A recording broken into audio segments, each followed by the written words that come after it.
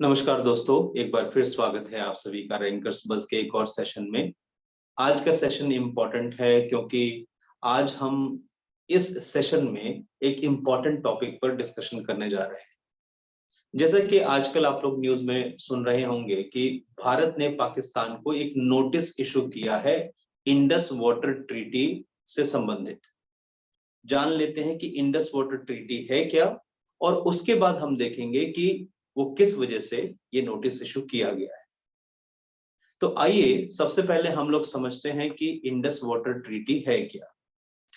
Indus water treaty की अगर हम बात करें तो जैसा कि आप जानते हैं कि भारत में नदियां अलग तरह की बहती हैं, जिसमें से मुख्य रूप से दो तरह की नदियों की हम बात कहते हैं।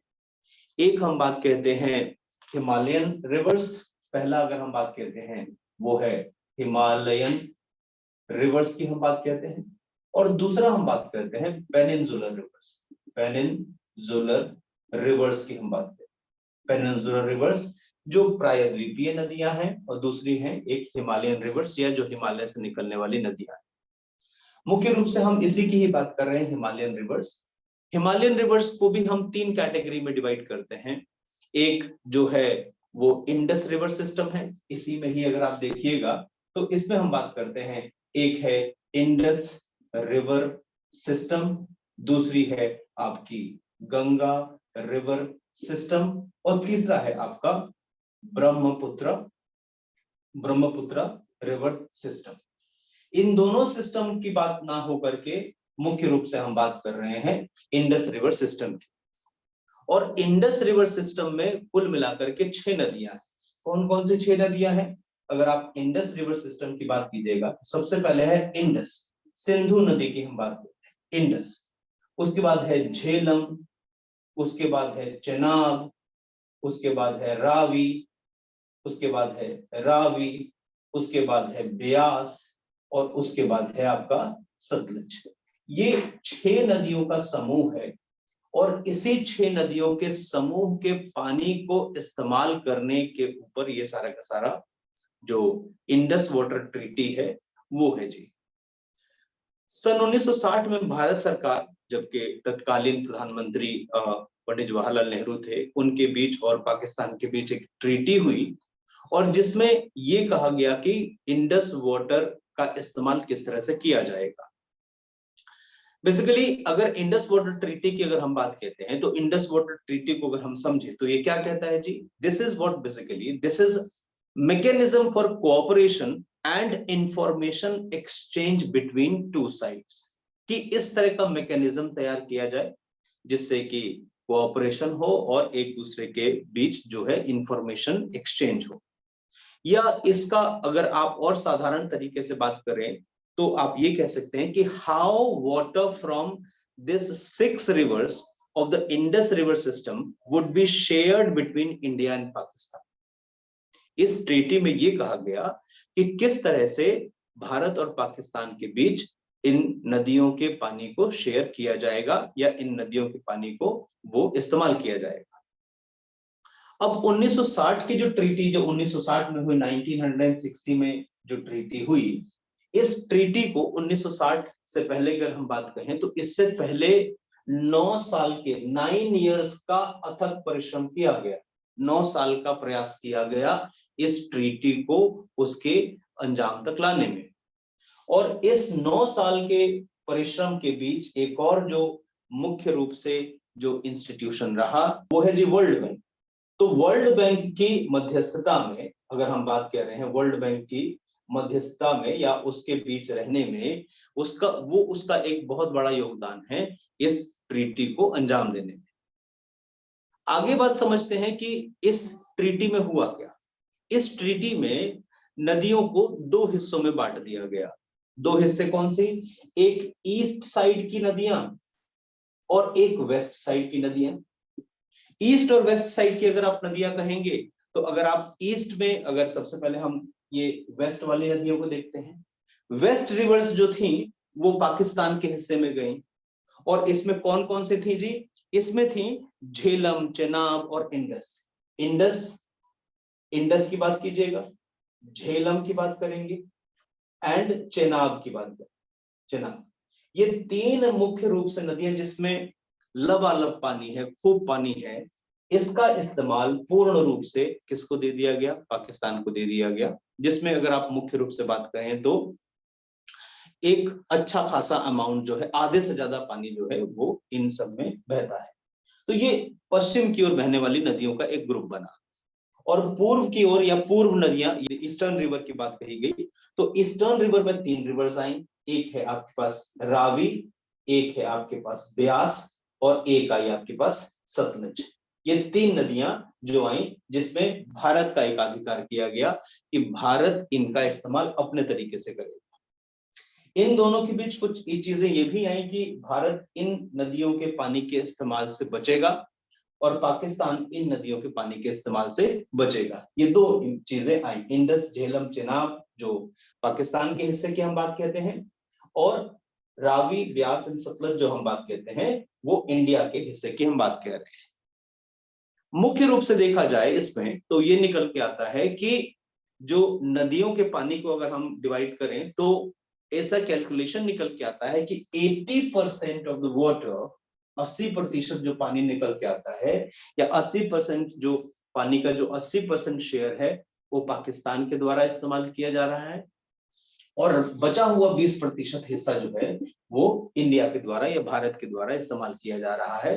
इन 6 रिवर सिस्टम्स के, ये जो 6 इंडस रिवर सिस्टम में जो 6 नदियां हैं इनके पानी, ये इंडस वाटर ट्रीटी थी जिसका इस्तेमाल या जिसको इस तरह से 1960 में कंप्लीट किया गया। अब बात करते हैं जी नोटिस की कि भारत ने जो नोटिस इशू किया वो क्यों इशू किया। देखिए, जम्मू एंड कश्मीर में जो नदियां जो निकल रही हैं और जो इंडस रिवर सिस्टम की जो ट्रिब्यूटरीज हैं वो जम्मू एंड कश्मीर से निकल रही हैं। जम्मू एंड कश्मीर में 2 important project, Jammu and Kashmir के 2 इंपॉर्टेंट प्रोजेक्ट्स जिसके ऊपर ये डिस्प्यूट है उसके विषय में हम बात कर लेते हैं, और वो क्या है। पहले प्रोजेक्ट की अगर हम बात करते हैं, जो पहला प्रोजेक्ट है वो प्रोजेक्ट है जी किशन गंगा प्रोजेक्ट। पहला प्रोजेक्ट अगर हम बात कह रहे हैं वो है आपके पास किशन गंगा प्रोजेक्ट। किशन गंगा प्रोजेक्ट की हम बात करें, किशन गंगा प्रोजेक्ट ये हाइड्रो इलेक्ट्रिसिटी का प्रोजेक्ट है। किस पे है जी? किशन गंगा रिवर पर। किशन गंगा रिवर की हम बात कर रहे हैं, और ये किशन गंगा रिवर किसकी ट्रिब्यूटरी है? This is the tributary of Jhelum. Jhelum की ट्रिब्यूटरी, और झेलम की ट्रिब्यूटरी है, और ये जो प्रोजेक्ट है वो कहां? बांदीपुर डिस्ट्रिक्ट में बन रहा है। झेलम ये बांदीपुर डिस्ट्रिक्ट, बांदीपुर बांदीपुर डिस्ट्रिक्ट की हम बात कर रहे हैं, जम्मू एंड कश्मीर, JNK की हम बात कर रहे हैं। और जो दूसरा प्रोजेक्ट है, वो जो दूसरा डिस्प्यूटेड प्रोजेक्ट पाकिस्तान के नजरिए से है वो है रैटल। रैटल प्रोजेक्ट की बात हम करते हैं, और ये किस पे बना है जी? ये चेनाब रिवर की बात है। चेनाब, चेनाब रिवर की बात कहता है, जो कहां पर है? किश्तवाड़ डिस्ट्रिक्ट में आता है। किश्तवाड़ डिस्ट्रिक्ट की हम बात करते हैं, और ये भी किसकी बात कर रहा है जी? ये भी बात कर रहा है JNK की, जम्मू एंड कश्मीर की बात कर रहा है।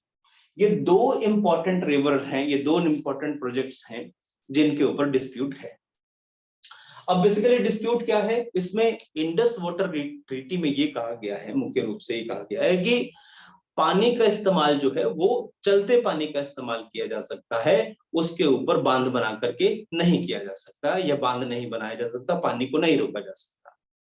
मगर ऐसा था कि जब इसकी बात हम कर रहे हैं, किशन गंगा प्रोजेक्ट की हम बात कर रहे हैं, तो किशन गंगा प्रोजेक्ट जो है वो बांदीपुर डिस्ट्रिक्ट या बांदीपुर एरिया के अगर हम बात करें उसके उत्तर में लगभग 5 किलोमीटर दूर है ये प्रोजेक्ट। और उस 5 किलोमीटर दूर जो प्रोजेक्ट बनाया गया है वो किस तरह का प्रोजेक्ट है? वो प्रोजेक्ट है run of the river project. Run of the river, ये बहुत इंपॉर्टेंट पॉइंट है, रन ऑफ द रिवर, इसको आप समझिएगा।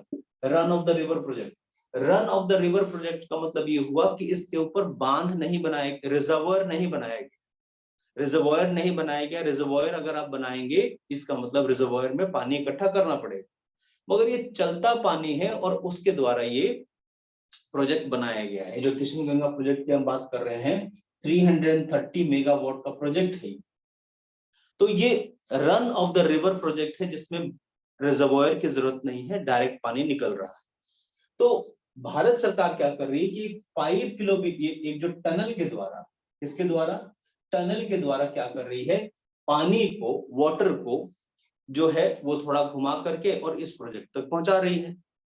मगर पाकिस्तान का आर्ग्यूमेंट है कि नहीं, आप पानी को इस तरह से घुमाएंगे तो पानी जो क्या होगा जी, वो ऑब्जेक्ट होगा या कहीं ना कहीं उसके बीच रुकावट आएगी, और रुकावट आएगी तो कहीं ना कहीं ये इंडस वाटर ट्रीटी का जो है वो क्या है जी, इसका उल्लंघन है।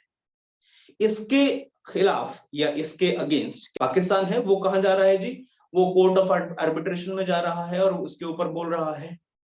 इसके फेवर में, अगर भारत के फेवर की अगर हम बात करें तो 2013 में Hague permanent court of arbitration, Hague अगर आप नेदरलैंड की बात करें इंटरनेशनल कोर्ट ऑफ जस्टिस वही है, वहां से एक डिसीजन आता है, वहां से एक डिसीजन आया भारत के फेवर में और ये कहा गया कि India could divert all the water with certain conditions. Bharat के फेवर में एक चीज आती है कि भारत जो है वो पानी को डाइवर्ट कर सकता है कुछ कंडीशंस को लेकर के, पानी नहीं रोकेगा, पानी डाइवर्ट कर सकता है। क्यों? क्योंकि पानी तो चलता हुआ है।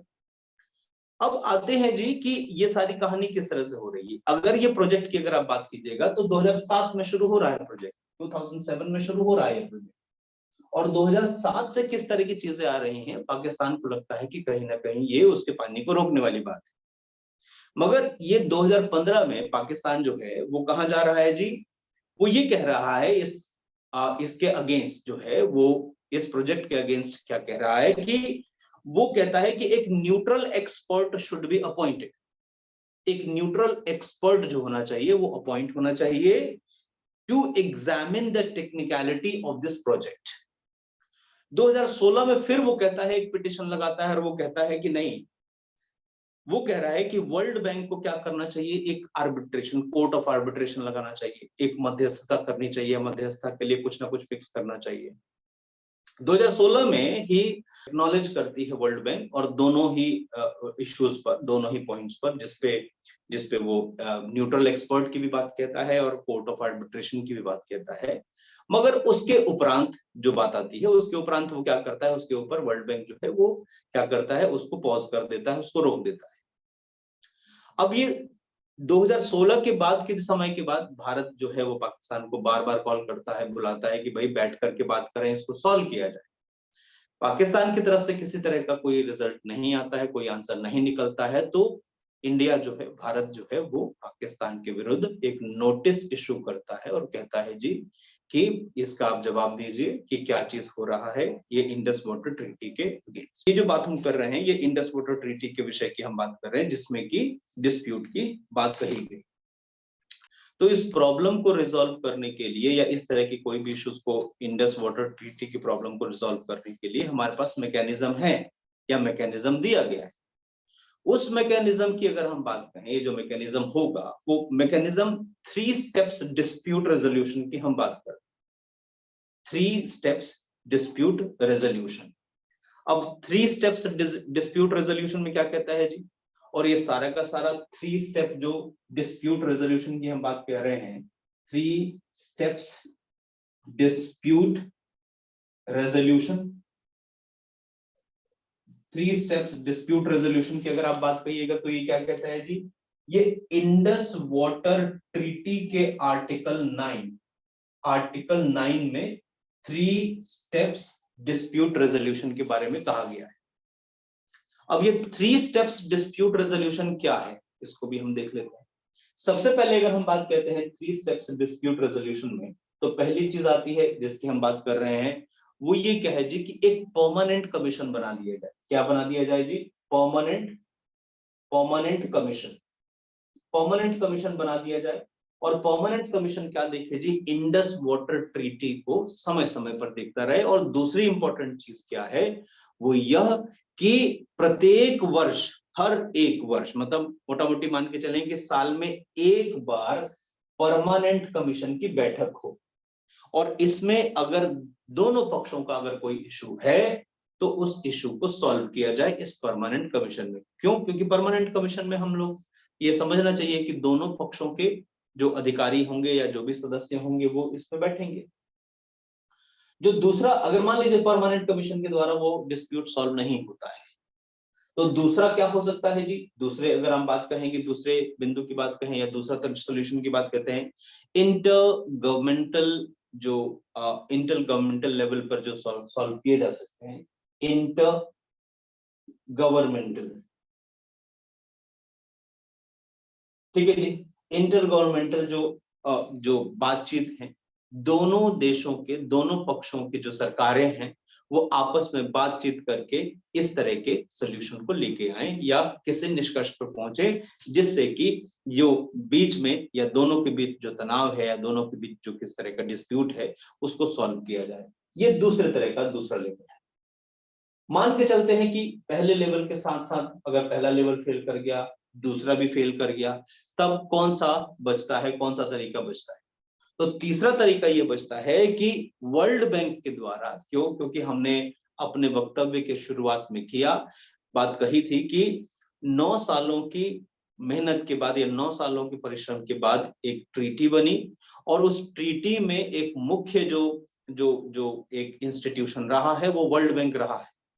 तो तीसरा इंपॉर्टेंट पॉइंट ये कहता है, या तीसरा जो तरीका ये कहता है वो ये कहता है कि वर्ल्ड बैंक जो है एक न्यूट्रल एक्सपर्ट अपॉइंट कर दे। A neutral expert, a neutral expert, expert appointed by the World Bank, the World Bank, World Bank के द्वारा एक न्यूट्रल एक्सपर्ट अपॉइंट किया जाए और वो क्या करे जी, इस डिस्प्यूट को रिजॉल्व करे। उम्मीद है ये वीडियो आप लोगों को अच्छी लगी होगी। यदि अच्छी लगे तो कृपया अपने दोस्तों के साथ शेयर करना ना भूलें। हमारे चैनल पे पहली बार आए हैं तो प्लीज सब्सक्राइब जरूर कीजिए। अगले सेशन में किसी नए विषय पर फिर से आपसे मुलाकात होगी। तब तक के लिए बहुत बहुत शुक्रिया। नमस्कार।